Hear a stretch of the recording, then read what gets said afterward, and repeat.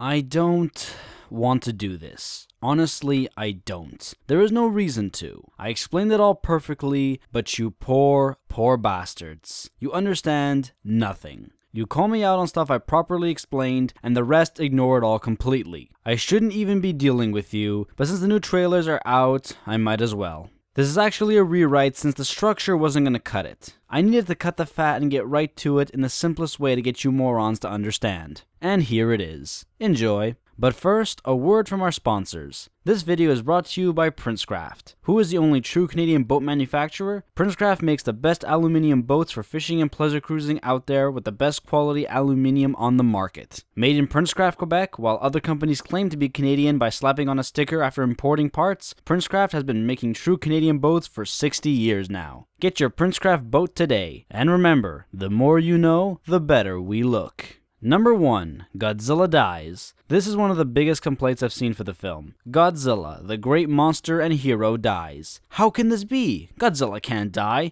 He is an unstoppable god. Well, that's not entirely true. Though Godzilla is unstoppable, he has died before. Godzilla Final Wars, Godzilla Destroy All Monsters, and in the very first movie. Yes, that's right. So many seem to forget, but Godzilla was not so mighty in the first film. He was killed in the very first one and brought back by popular demand. It was all due to the B-movie craze at the time where we want to beat the monster born from radiation. Whether you like it or not, Godzilla was meant to die in this film. Number 2, Godzilla dies by the military. A little redundant from number 1, but I need to be thorough. The military have tried and tried to take down Godzilla throughout the series, but have failed at every turn. No one can stop Godzilla. But in the 1998 film, he dies by half a dozen missiles. Not the most glorious death for Godzilla, but any death for him would be insulting to the fanbase. But here's the reality. In the original 1954 film, Godzilla is killed by a weapon called the Oxygen Destroyer, so by proxy, the humans kill Godzilla. Yes, I do acknowledge that the use of missiles kinda suck in terms of shock and awe, but do you really think that they would be able to get away by using the Oxygen Destroyer again? And what other weapon could they have used? Is there another option that we're forgetting here?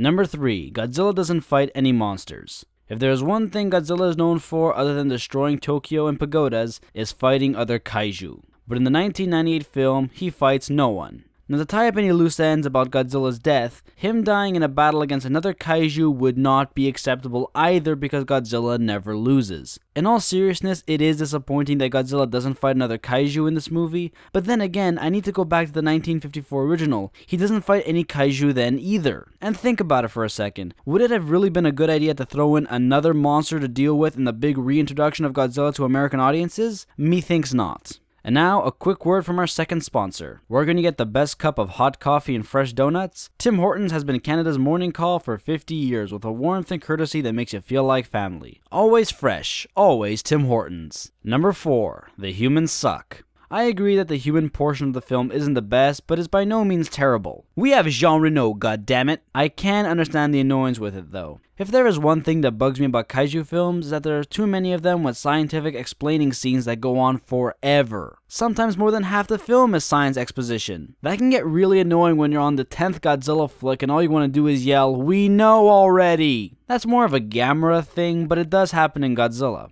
I somehow offended someone when I said that the human parts of the Godzilla franchise are almost not needed. I may have gone a bit too far, as there are films in the series like Godzilla 2000 where the human scenes are many and important. To be honest, Godzilla doesn't do much in that movie. What I was referring to is how most, if not all, the fan base care more about who Godzilla fights rather than the human exposition. One of the reasons why Godzilla sucks given by the haters proves that much. How could I have offended you, moron? That is the truth. Let me list all the movies that have verses in the title or the plot is about monster battles versus those that don't. There have been 28 Godzilla films, 29 with 1998 and 30 with the new film. Godzilla Raids Again, King Kong vs. Godzilla, Mothra vs. Godzilla, Ghidorah the Three-Headed Monster, Godzilla vs. Monster Zero, Godzilla vs. the Sea Monster, Destroy All Monsters, Godzilla vs. Hedorah, also known as Godzilla vs. the Smog Monster, Godzilla vs. Gigan, Godzilla vs. Megalon, Godzilla vs. Mechagodzilla, Godzilla vs. Biollante, Godzilla vs. King Ghidorah, Godzilla vs. Mothra, The Battle for Earth, Godzilla vs. Mechagodzilla 2, Godzilla vs. Space Godzilla, Godzilla vs. Destroyer, Godzilla vs. Megagyrus, Godzilla, Mothra, King Ghidorah, Giant Monsters All Out Attack, Godzilla against Mechagodzilla, Attack on Monsters, Terror of Mechagodzilla, Godzilla Tokyo SOS, and Godzilla Final Wars. That makes 24 films with verses in the title, or includes anything about combat or the plot was about combat. And the remaining 5 movies that aren't are Son of Godzilla, The Return of Godzilla, Godzilla 2000, and Godzilla the Original Movie. And you know what? Except the original movie, there was still some kind of kaiju battle in those. How the fuck did I offend you? Fucking dumbass. Number 5. They just used the name of Godzilla. This one gets thrown around a lot, but it's amongst the most untrue. You can't just make a Godzilla movie because you feel like it. You need to get permission from Toho, and they don't give it away for peanuts. As it was confirmed in interviews on both sides, when they showed the suits at Toho the new design, they were praised as that was the plan for Godzilla from the beginning.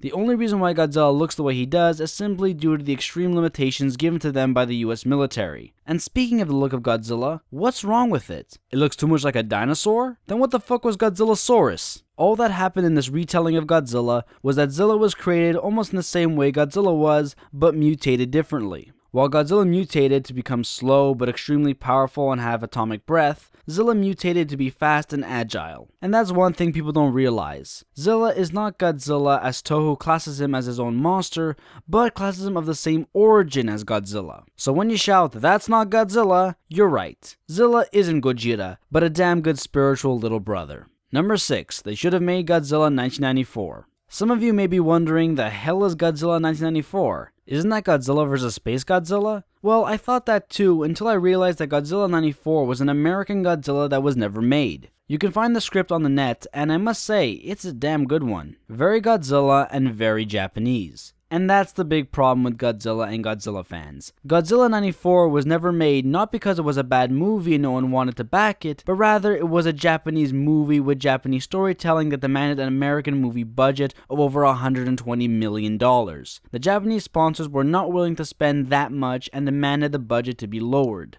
When it wasn't, they pulled the plug. The reason for that is Toho has a very small budget for Godzilla. The biggest budget Toho ever gave Godzilla was $20 million, very low budget by Western standards. At this point in American history, budgets of over $60, $70, $80, $90, and $100 million were becoming more and more common, and technical advances like CGI were becoming more and more in demand for blockbusters. Japan is not much of a risk taker in that field. In Japan, Godzilla barely makes a profit, with the biggest making only $4 million profit. You can defend it by saying if they were to release worldwide, they would make more money. But would they? The cost of licenses, advertising, translation, and distribution would be a huge gamble considering the chances of making enough profit to cover everything is slim. Now I know what you're shouting at me. Godzilla has a huge fucking fan base, it would be fine. I thought so too, but think about it. Were you ever made fun of for liking Godzilla? I was. The attitude of Western audiences toward the old Godzilla faded from amaze to mockery as advances in film were made. And that is the major problem with the fan base. They don't realize that Godzilla is an acquired taste. Godzilla is part of the Japanese family of tokusatsu, which is greatly lost on Western audiences. A film where people are dressed as giant reptilian monsters or lizard creatures or just aliens or whatever. Over here in the West, everyone sees this, or maybe this. You can't get around that. I even heard this from someone. Who could watch a movie about a giant Barney Muppet on roids? Puppets, animatronics, and stop motion are dying arts when it comes to film, and are even referred to as poor man's special effects. It's a huge shame as Western audiences won't even give these films a chance. This is why Roland Emmerich made Godzilla 98 to be both faithful to the 1954 film and keep it as a gateway film into the series to reintroduce the king as the badass he is. Sadly, kaiju just don't catch a break. I think the reason why kaiju are laughed at is simply because they look fake. Emmerich wanted to make Godzilla look, move, and act like a real animal and give the audience a more believable monster. As believable as a 100-foot monster can be. So my fellow fans, admit that not everyone can appreciate tokusatsu like we can. And really, can you blame them after the Lord of the Rings trilogy, The Hobbit, Avatar, Van Helsing, Jurassic Park, Gravity, Transformers, and so many others? We have a new standard of special effects here. Like I said in the original video, I love both, the special effects of old and modern CGI. And another thing about tokusatsu. Power Rangers are part of that family. I love Super Sentai, but you will get laughed at by other Westerners if you say you still watch that. What are you, 6 years old? I fucking hate that one. So ladies and gentlemen, there you have it. My defense for Godzilla 1998. I'm certain you will still be whining, but if you can't understand at this point, then just fuck off, please. And if you can actually say that Godzilla 98 was the worst Godzilla film over all those kiddie Godzilla movies and that drug overdose piece of shit Godzilla vs. the Smog Monster, you are not a fan. You are a dumbass fanboy. And to make something very clear, because it's been going on a lot, and especially in the previous video in the comments, this is not my opinion. This is my argument. I'd like to see you do better. Anyways, it's the Dragon of the Eastblu saying Ceylon, and see you in theaters May 16th. All hail the King of Monsters. She's a cat.